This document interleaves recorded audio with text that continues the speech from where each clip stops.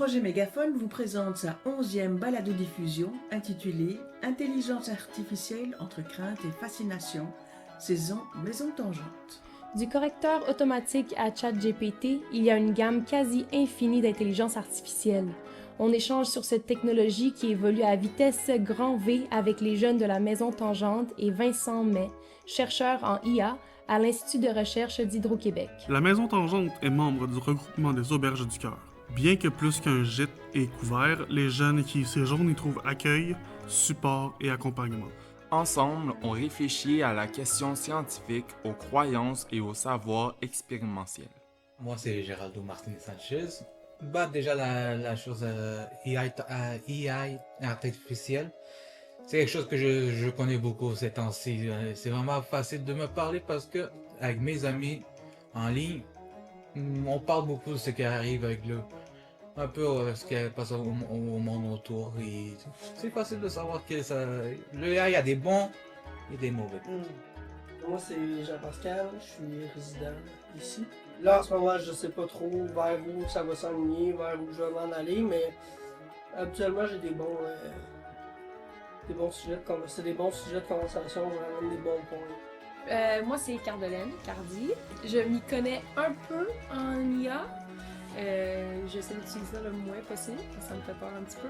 Bonjour, moi je m'appelle Isabelle, je suis organisatrice et soutien communautaire à la Maison Tangente et je suis ici volontairement et avec beaucoup d'enthousiasme parce que à 53 ans, l'intelligence artificielle me fait extrêmement peur et j'aurais envie d'en apprendre un peu plus sur comment mieux l'utiliser peut-être et comment mieux le méfier. Bonjour, je suis Mona. Bonjour, ici Anne-Marie et Sophie. Vous écoutez l'épisode d'introduction du balado Intelligence artificielle entre crainte et fascination. Ensemble, nous explorons la thématique de l'intelligence artificielle. Mais d'abord, qu'est-ce que ce concept évoque pour chacun d'entre nous? Place à la tempête d'idées. Robotique. C'est des machines qui reproduisent ce qui est fait ce qui est pensé normalement par l'intelligence humaine. Base de données illimitée. Des fois, il peut y avoir des côtés négatifs, peut-être au niveau fausse publicité, ou niveau... Fausse pub, fausse information, on peut dire ça. Fake news. Oui. Fausse nouvelle. Je dirais accessible. Accessibilité. OK. Oui. Accessibilité. Oui. Moi, je dirais algorithme. Oh, ouais. Ouais. D'autres mots à lancer? Moi, je rajoutais contrôle. Moi, je me sens contrôlée par ça. Stress. Moi, ce qui me fait peur à quelque part aussi là-dedans, c'est que des fois, tu penses à quelque chose, tu sais, genre, puis moi, c'est niaiseux, mais je me dis, OK, j'aimerais ça faire telle activité.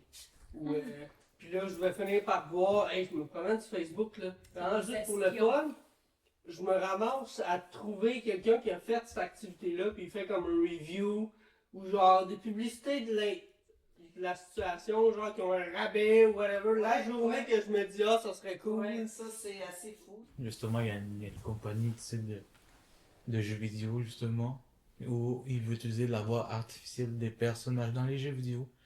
Ils laissent les acteurs qui ont fait la voix du perso out de la job. Outil. C'est quand même un outil. C'est quand même un outil, absolument. Ouais.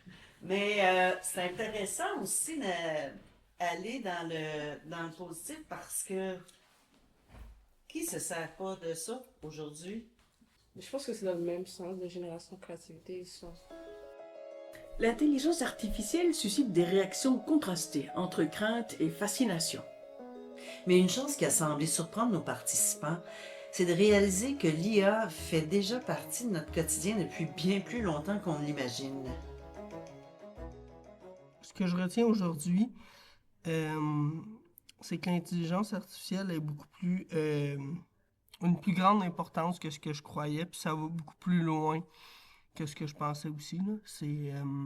Ça va quand même assez loin. Il y a des choses qu'on m'a fait réaliser aujourd'hui que je ne pensais pas que ça pouvait être de l'intelligence artificielle. T'sais, ils ont mis un nom là-dessus tout récemment, mais ça fait quand même plusieurs années. Là, on prend comme exemple, mettons, Google Maps ou whatever, c'est de l'intelligence artificielle.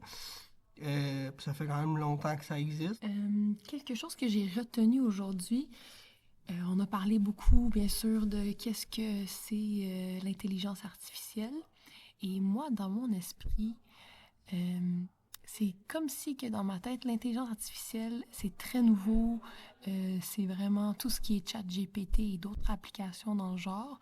Mais j'ai comme très vite oublié que ça existait depuis longtemps. Google Maps en est un, dans le fond.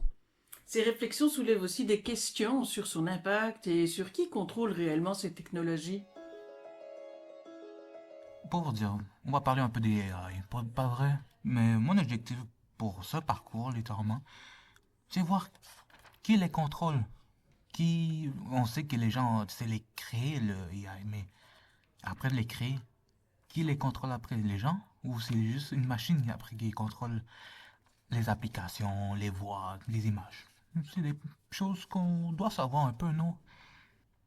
Ça choque un peu, puis ça fait réaliser des choses, puis ça fait réaliser à quel point on peut être dépendant de ça, puis ça peut venir un peu de plein de sortes, de plein de façons différentes, tu sais, puis on n'est pas à l'abri de ça, personne, puis on est tous des utilisateurs de ça à quelque part aussi, tu sais.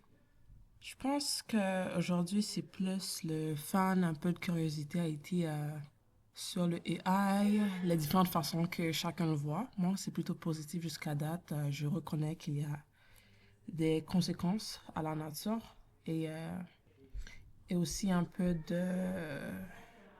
What do you call this? Droit d'auteur. Parfois, on a respecté, mais je trouve que avec un peu de positif, on peut faire beaucoup de choses avec. Cette première rencontre a déjà soulevé des questions fondamentales. Qui contrôle l'intelligence artificielle? Quel est son impact sur notre quotidien? Comment trouver l'équilibre entre ses bénéfices et ses risques? Dans le prochain épisode, nous rencontrerons Vincent May, chercheur en intelligence artificielle chez Hydro-Québec. Il nous aidera à explorer ces questions à travers une perspective scientifique. Merci à Géraldo, Jean-Pascal, Cardi, Mana, Carl et Isabelle qui accompagnent le groupe. Très belle séance et j'ai très hâte aux prochaines. Turlu!